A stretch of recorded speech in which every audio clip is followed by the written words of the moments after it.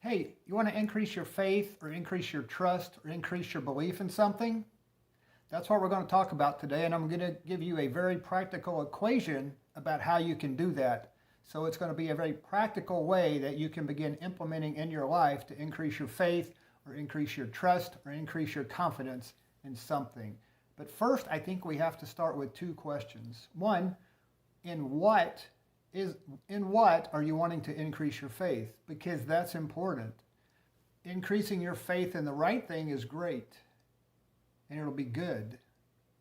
Working to increase your faith in the wrong thing is not going to be good for you.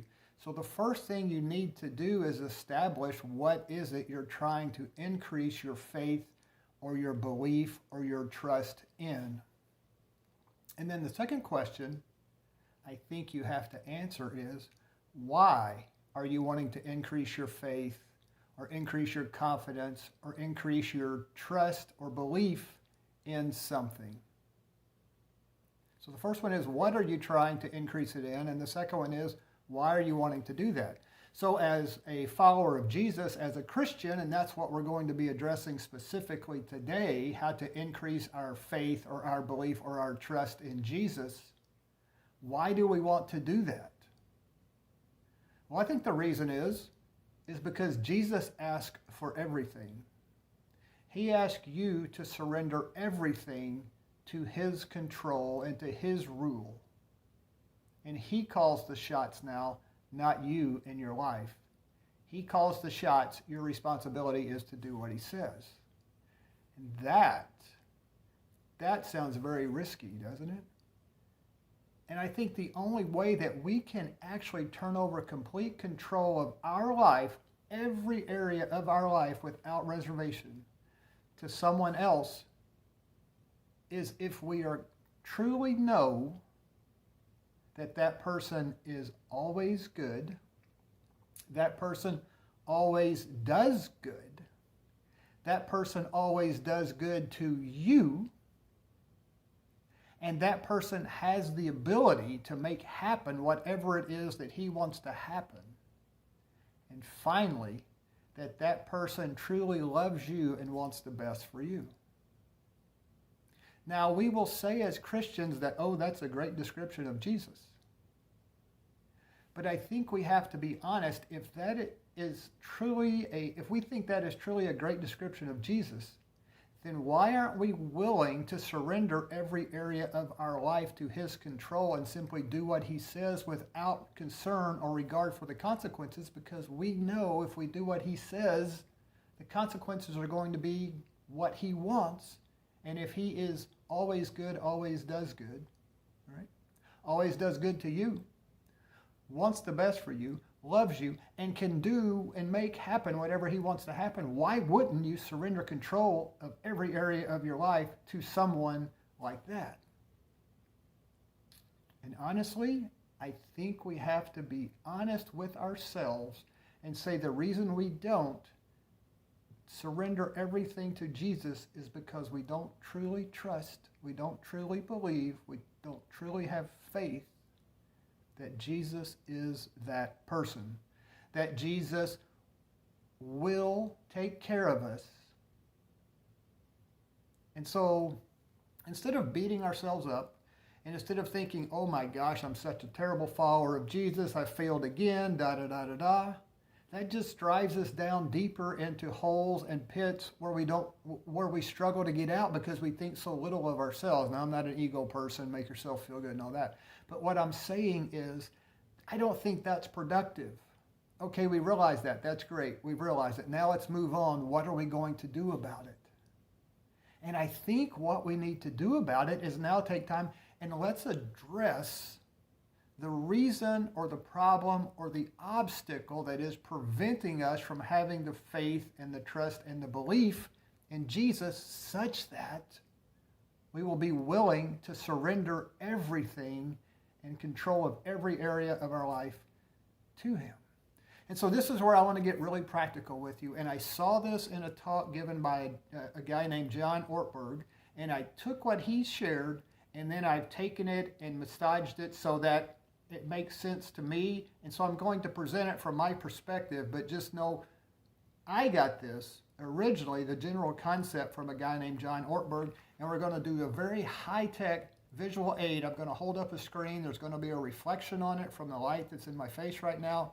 We're just going to deal with that. Ignore the light, ignore the poor visuals, but the concept is key, and you're going to get the concept from this, even though it doesn't look the best.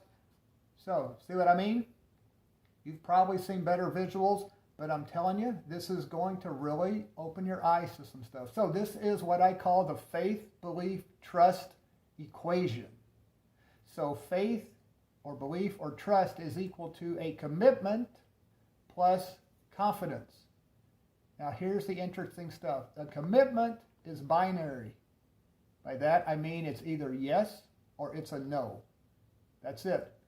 Confidence is a continuum or a sliding scale. Okay? So when you add the commitment to the confidence, you get your total faith or belief or trust, and in our case, since we're talking about being followers of Jesus, you get your total level of faith or belief or trust in Jesus. So how does this work? All right. Commit. You can do that today. It's either yes or no. It's either a 1 or a 0. 1 being a yes, 0 being a no. What's the commitment you're making? You're making the commitment that Jesus is the smartest person who has ever lived, that he knows more about anything than anybody else, that he knows what true reality is, that he is always good, that he always does good to you, that he loves you unconditionally and wants the best for you, and that he has the power to make happen whatever it is that he wants to make happen.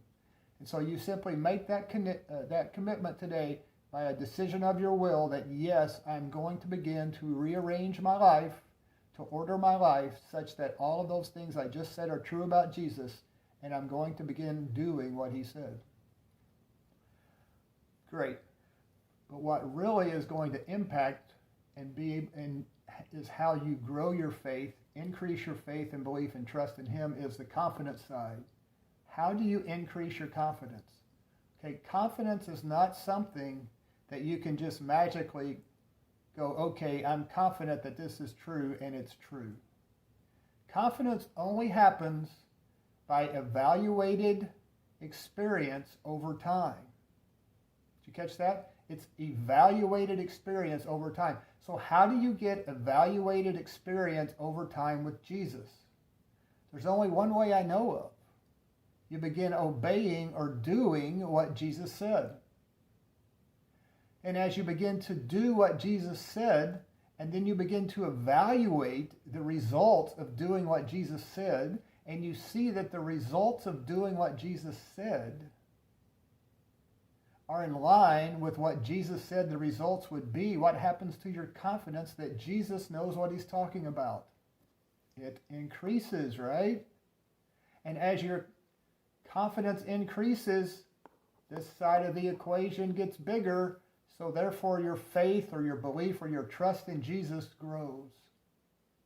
Now that's all great, but let me ask you, how do you then begin to do this and increase your faith? Where do you start? Well, I think there's only one place you can start. You have to start with the faith or belief or trust that you have in Jesus right now, however big or small that is. Don't worry about it. It simply is what it is. Okay?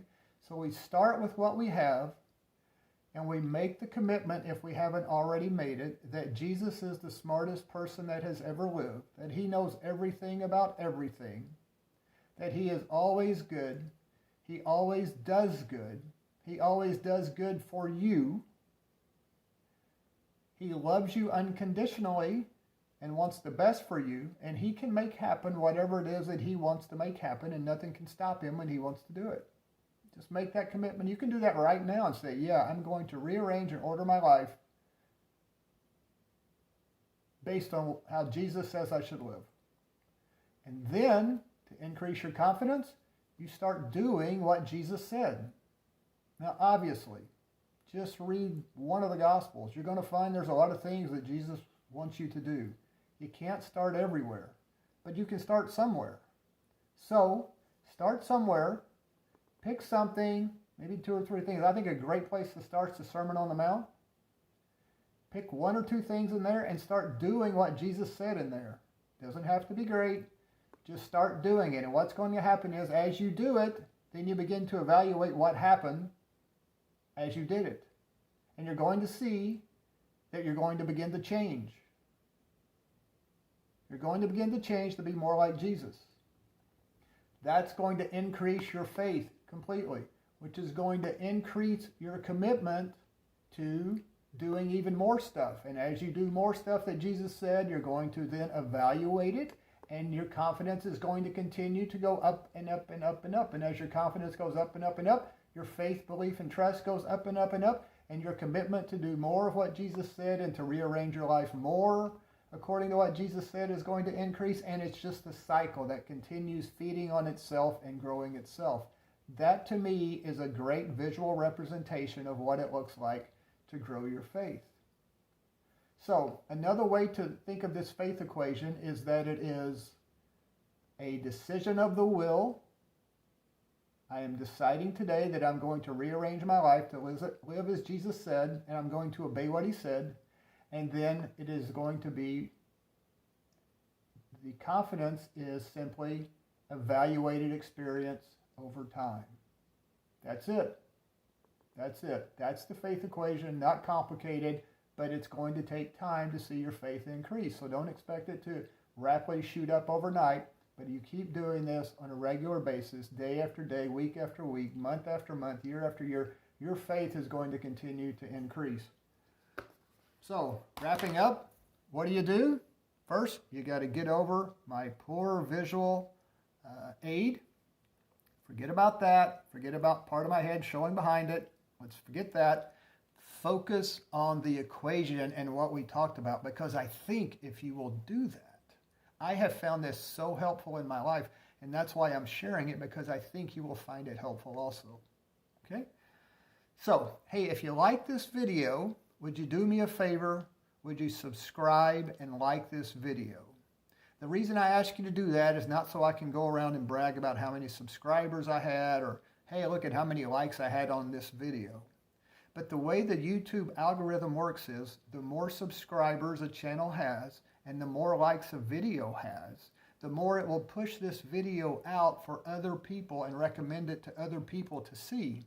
And therefore, more people can be helped by this video if we will subscribe and like it. Now, if you don't think it's worth sharing with other people and you don't think it's helpful, certainly don't want you to subscribe or like it. But if you do think it would be helpful to others, how about taking just a moment, subscribe and like, and then if you have a couple of people in mind that you go, hey, you know, this would really be good for them, you can also share it directly with them. Hey, my name's Brad. Hope you're having a great day, and God bless.